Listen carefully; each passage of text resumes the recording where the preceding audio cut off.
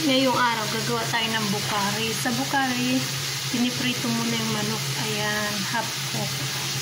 Yan yung mga ingredients natin. So na guys, pag nagaganyan na yung ating sauce, ilalagay na natin itong pinirito nating manok. Guys, pag ganyan ng yung manok niya is na ano na yung lasa, lalagyan na natin siya ng tubig. Ayan na mga guys, pagka lipas ng kalating oras, tinanggal na natin siya dito. Ito yung lalagyan natin ng rice. Ilalagay na natin ito sa oven.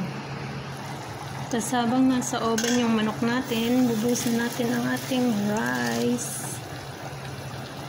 Ang ating manok na nilagay sa oven, ito na rin ang ating rice.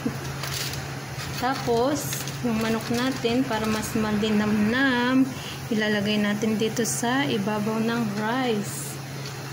Tsaka natin siya paiin-inin ng mga 20 minutes. Ayan, ito na yung ating bukari. Bukari kasi guys, masarap yung merong crispy na onions. Ayan, kaya gumawa ako para pag sinerve ko, ilalagay ko sa ibabaw niya. Mas masarap siya.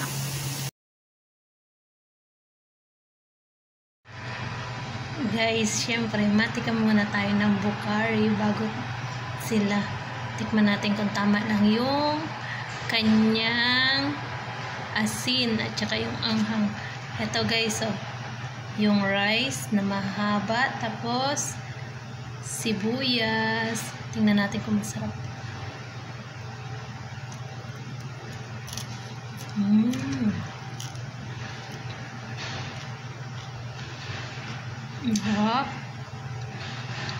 Kahit yung kanin lang at sibuyas, ang sarap. Grabe. Pinainggit ko na naman kayo, ha?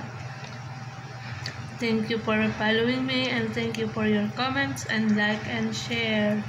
I love you guys.